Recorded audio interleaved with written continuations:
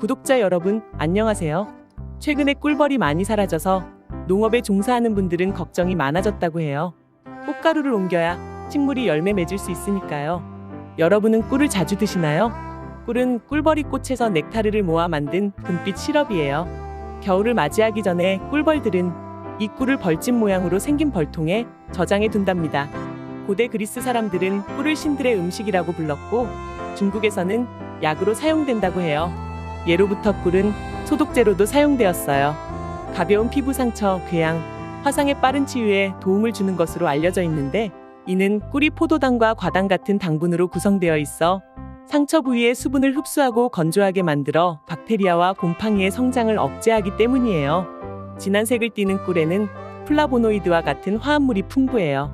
플라보노이드는 항균, 항바이러스, 항염증, 항알레르기 효과가 있는 물질로 알려져 있어 많은 사람들이 꿀을 설탕의 건강한 대체제이며 항산화 물질의 소중한 공급원으로 여기고 있죠.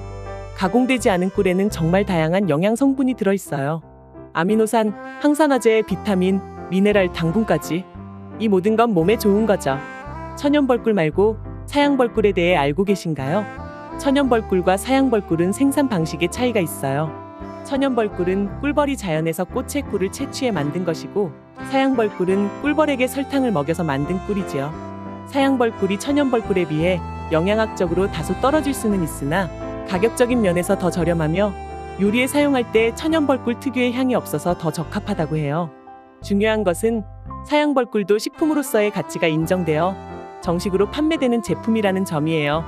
반면 가짜 벌꿀은 꿀벌의 소화작용을 거치지 않고 액상과당과 벌꿀을 혼합해서 제조되어 불법 제품으로 분류되니 주의가 필요하죠. 벌꿀을 구입할 때는 제품 표시사항을 확인해 보세요. 천연벌꿀은 벌꿀, 사양벌꿀은 사양벌꿀로 표시되어 있어서 구분이 가능해요.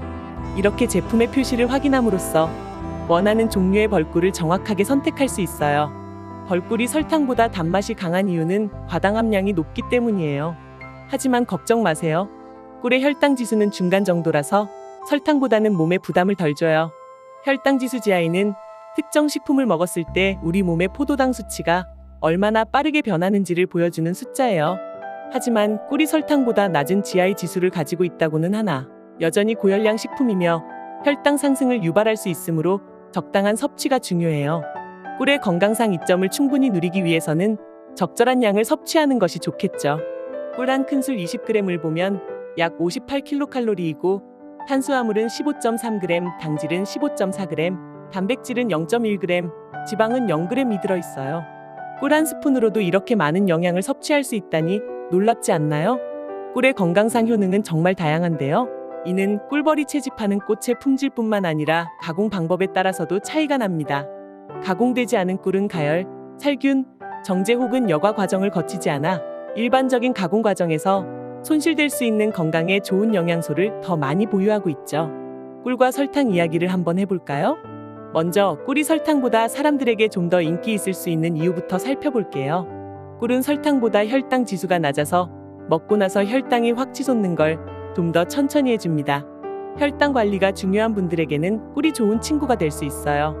그리고 꿀이 설탕보다 달달함이 강해서 같은 단맛을 내려면 꿀을 조금 더 적게 써도 돼요. 이론상으로는 설탕 대신 꿀을 적게 써서 칼로리를 아낄 수 있지만 꿀도 꽤나 칼로리가 높으니까 너무 많이 먹지 않는 건 기본이에요. 꿀에는 비타민이나 효소, 항산화제 같은 좋은 영양소들이 들어있어요. 특히 가공하지 않은 원식 꿀에 이런 성분들이 풍부하다고 해요. 설탕에는 이런 좋은 성분들이 없으니 영양 측면에서 꿀이 훨씬 더 낫다고 볼 수 있어요. 하지만 꿀을 먹는다고 해서 엄청난 영양학적 혜택을 볼 수 있는 건 아니에요. 꿀 속의 좋은 성분들도 전체 식단에서 차지하는 비중이 매우 작아서 큰 기대는 하지 않는 게 좋아요. 결론적으로 꿀이 설탕보다 좀 더 건강에 좋은 선택일 수는 있지만 어느 것이든 너무 많이 먹지 않는 게 중요해요. 우리 몸에 좋은 걸 고르려고 해도 너무 많이 먹으면 그것도 문제가 될 수 있으니까요. 꿀과 설탕 둘 다 적당히 즐기면서 건강한 식사를 하는 게 최고죠.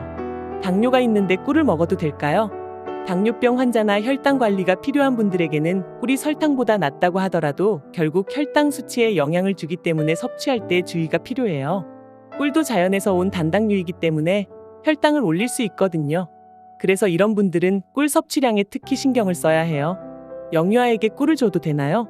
12개월 미만의 아기들에게 꿀을 주면 안 되는데 그 이유는 아기들의 소화 시스템이 아직 완전히 발달하지 않아서 보툴리눔균에 대한 저항력이 낮기 때문이에요. 이 균은 심각한 식중독을 일으킬 수 있어서 아기들에게 꿀을 먹이는 건 피해야 해요. 채식주의자인데 벌꿀을 먹어도 될까요? 비건 식단을 따르는 분들은 대부분 꿀을 섭취하지 않아요. 꿀벌이 겨울을 나기 위해 모은 꿀을 채취하는 것이 꿀벌에게 해를 끼칠 수 있다고 보기 때문이죠. 그래서 비건이신 분들은 꿀 대신 다른 식물 기반의 단맛을 제공하는 대체품을 찾는 편이에요. 하지만 세미채식주의자들은 벌꿀을 섭취하는 경우도 있어요.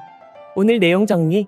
꿀은 대부분의 성인에게는 안전하고 건강한 선택일 수 있지만 당뇨병 환자, 유아, 비건을 지향하는 사람들과 같이 특정한 상황에 있는 사람들에게는 주의해야 할 필요가 있어요. 꿀을 즐기되 자신의 건강 상태나 식단 선호도를 고려해서 알맞은 섭취를 하는 것이 중요하겠죠. 마트에서 꿀을 선택할 때는 벌꿀과 사양벌꿀이 있다는 것도 알아두면 쇼핑할 때 도움이 되실 거예요. 꿀벌과 생태환경에 대해서는 오늘 주제와 달라서 언급을 안 했어요. 현재 가축으로 분류된 꿀벌은 자연 생태계 2만여 종 중 하나라고 해요. 식물의 꿀을 따기 위해 사람이 키우는 꿀벌과 생태계의 수많은 곤충, 야생벌이 치열하게 경쟁하고 있는 상황이죠. 이 이야기는 다음에 관련 주제가 있으면 다룰게요. 더 알고 싶은 건강 주제나 식품은 댓글에 남겨주세요. 다음 영상 제작에 많은 도움이 되고 있어요. 오늘 처음 오신 분들은 구독과 좋아요를 한 번씩 눌러주세요. 더 좋은 영상으로 보답할게요. 오늘도 건강하고 행복한 하루 되세요.